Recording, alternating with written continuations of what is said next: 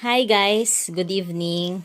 May binili po akong ito po, lalagyan ng yan o, lalagyan ng ballpen, lapis, pambura.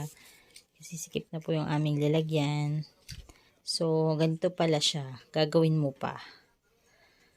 So, tingnan natin kung paano to buuin. Ako na binili kong ito, kailangan i-assemble. So, ito siya, ayan. Unahin daw dito sa first step, close up mo to. Yan. First step, syempre itong pinto, drawer muna yung pinakailalim. So ito siya. Sundan natin yung, dito mo lang siya i-focus. Ito lang yung, yan. Apat siyang ganito. Yung isa ay ito. Tsaka ito yung pinto. So igaganyan mo lang siya. So guys, para hindi siya mapitaw, may ganito siyang kasama. So, yan. Ito, may purpose yan. Ganito siya upang paskip. Nakikita ba? Lalagay mo lang yan dyan para hindi siya matanggal. Tapos itong kabila, ganun din. Lagyan mo na lang ng ganito para hindi siya magtanggalan. Kayang-kaya itong gawin kahit ng mga bata. Ano ba itong isa? Taligod pala siya. Nalito na.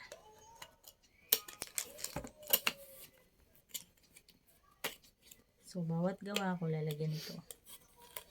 Para matibay.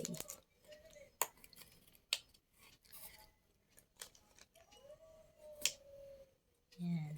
Nakabuo na tayo ng drawer. Ito na yung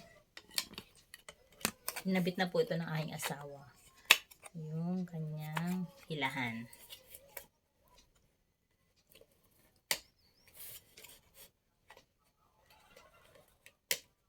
Tapos, next step, hanapin mo naman yung step 2 na tayo. Kasi nagawa ko na yung step 1. Step 2, hanapin natin tong ito. Ito yung 6. Ito ng 5. Yung 5 ay ito ba yun? Ito yun. Ay, ito pala. Ito malaki. So, ito yung 5, 6, at ang 7 ay ito. Yan. So, ginagaya ko lang yun. Close up pa din. Ginagaya ko lang yan. Kung ano yung may ano-ano rito. Ginagaya lang tayo. So, pag inassemble mo siya, ito nga pala yung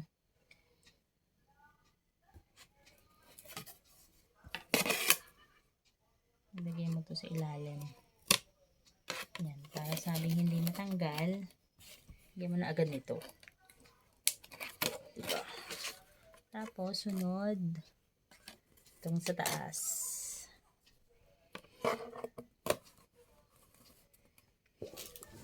Yan. Lalagyan natin ng ganito na. Pasikip. Yan. Tapos, yan. Yung 5, 6, 7, nagawa ko na.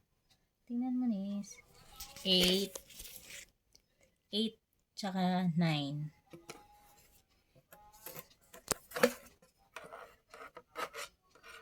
Challenging naman ito.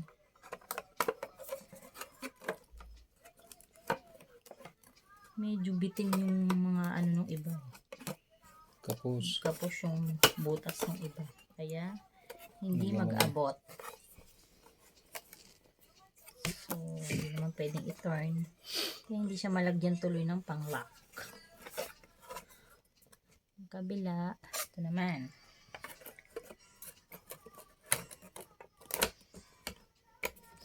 So, pagkakatapos, lagyan itong plastic na to. Goma. Goma pan-lock. Rubber. Rubber. Tingnan mo ito. Close up mo to.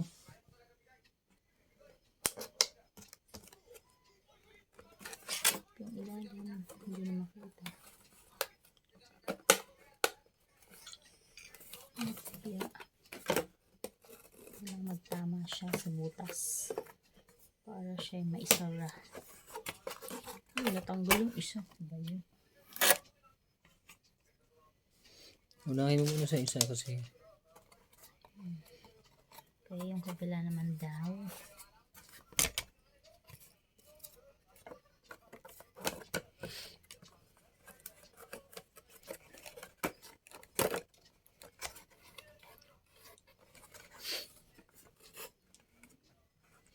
Bitin talaga.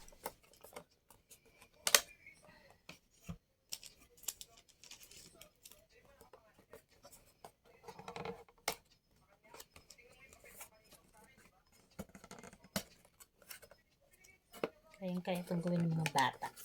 Yan, malapit na. Pwede na natin ipasok to, ha? Pwede natin ipasok to. Drawer. Dito sa, close up mo to. Lalim. Ayan, ganda. Yun, saktong-sakto. Tapos, itong tatlong to mamaya. Dati ito muna. Muna to. Ay, ba't yan? Baliktad pala.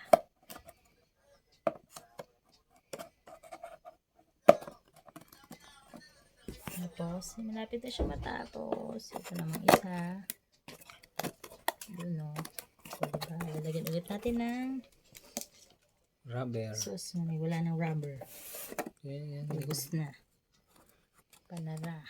Para hindi siya matanggal. Okay. So, yan. Tapos na. Almost done. Next. Ito na. Shoot na.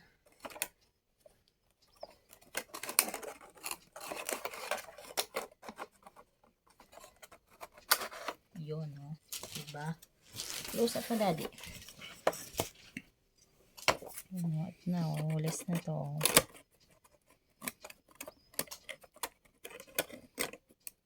Sala. Ay, ano Tuwid ba? mo. Ayaw mo.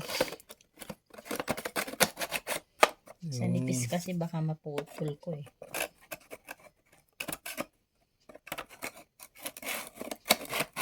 Yun. Ganda.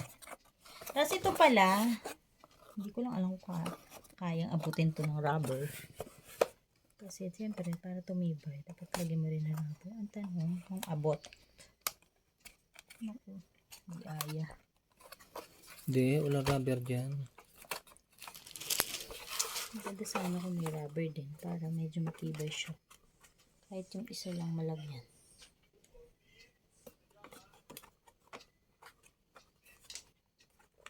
Hindi pa siya. Ikaw siya. Kasi itong maliit na. Ganyan lang talaga. Oh, ayan guys, tapos na. Ganda oh. Pwede siyang pangregalo. Affordable to, 100 pesos lang to. May lalagyan ka na ng lapis, ballpen, pambura, kung ano-ano, anik-anik. Yan oh, pakaganda. Hindi ka manghihinayang sa 100 pesos. Yan. So, yan. Ayan. Yan po ang aking accomplishment ngayon. So, watch out for my next vlog about sa mga nabibili ko sa Shopee. Bye!